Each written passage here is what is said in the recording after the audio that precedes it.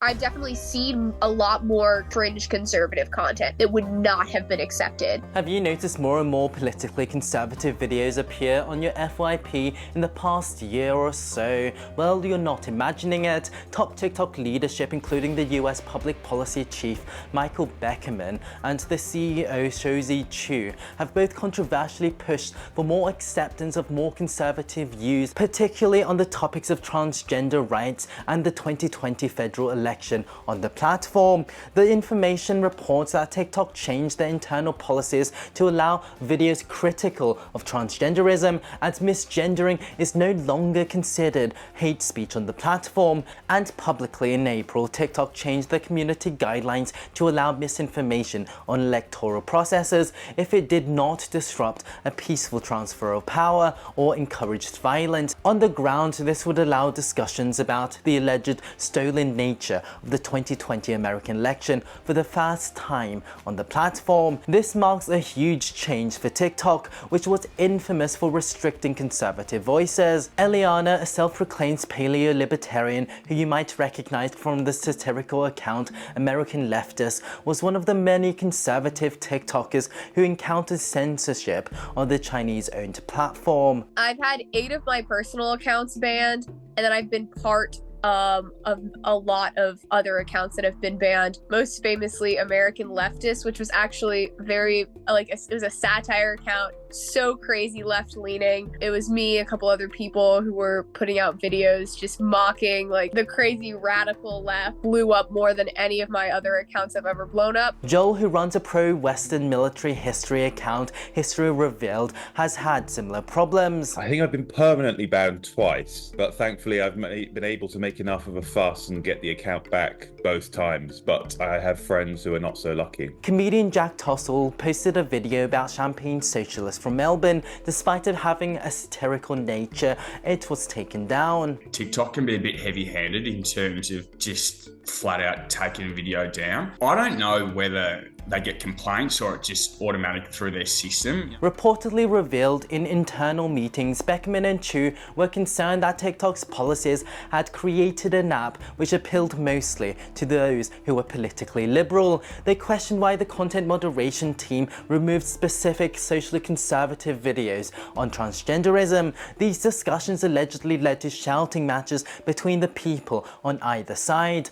Beckman even reportedly accused the Trust and Safety team for projecting left-wing personal ideologies onto content moderation. Eliana attributes some of the success of American Leftists, which regularly had videos with millions of views, to this liberal-friendly environment. Beginning, I think a lot of people thought it was real. A lot of conservatives actually thought it was real, which made me feel really bad because I would see these like conservative personalities be like, "Oh, honey, you don't even know what you're talking about." The most popular video that went out was, "Oh, why we put a trigger warning before white." And it was like, to many people, white is a terrifying word, and so many people took that so seriously. Despite the politically charged and inauthentic nature of the videos weren't taken down until an acquaintance publicly revealed the satirical nature of the account, which resulted in a spam reporting movement of the account. A lot of people were saying like, go spam report this girl. Once that happened, and I assume TikTok realized that it was not real and that I was making fun of leftists,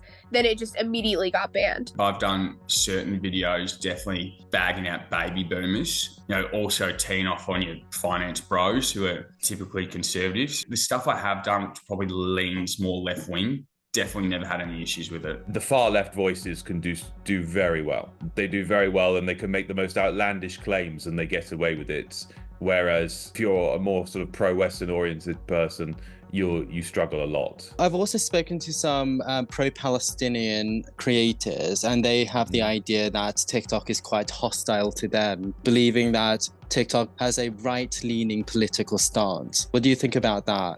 It's a total nonsense. They get away with absolute murder with the things they say and they do. I saw a video the other day. I can't remember how many views it had, maybe several 100,000, claiming that this was a pro-Palestinian, claiming that a military coup had taken place in Israel. They can claim whatever they want, and they get away with it. TikTok has, however, reportedly changed their editorial policy, with existential threats coming from US lawmakers and the possibility of a second Trump presidency. Senior executives believed that having key conservative figures and organizations like Trump and Fox News and millions of young conservatives on the platform could ensure the future of the platform in the US. It's very intoxicating for a lot of people to get a big following on TikTok, particularly when you consider the audience of TikTok. It's lots of young people, and sort of the ability to be able to reach out to young people is sort of highly prized. And I think now that certain high profile sort of right-leaning people can do it, will mean that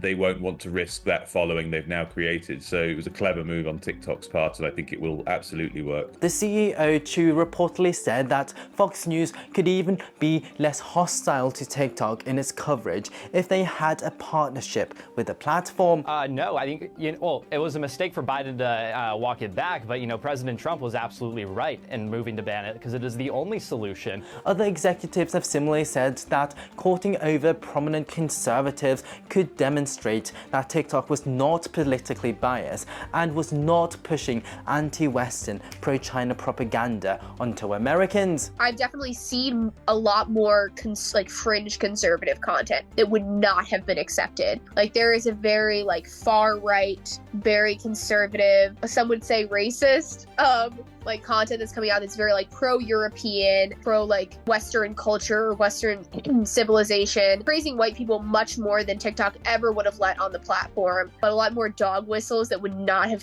been able to fly. Despite the surge of high-profile American conservatives having huge success on the platform in the past year, Joel suggests that for smaller creators, particularly outside of America, could still be censored, albeit in a different way. I would say yes, I'm censored, but the shadow banning is at the moment the main method, rather than they're outright saying you're banned. The game's changed a bit. I'd say it's sort of less high risk in some senses, but at least when it was high risk, there was still high reward, whereas I'd say there's isn't that so much anymore. Shannon, a Canadian conservative commentator with over 80,000 followers, has similarly revealed to me that in the latter half of 2024, she's seen a severe drop in viewership on her videos and has theorized that right-wing content on Western TikTok isn't politically favorable for China. Although nothing is conclusive, it's apparent that we are seeing a huge change behind the scenes at TikTok. Have you noticed a shift in TikTok's editorial policy?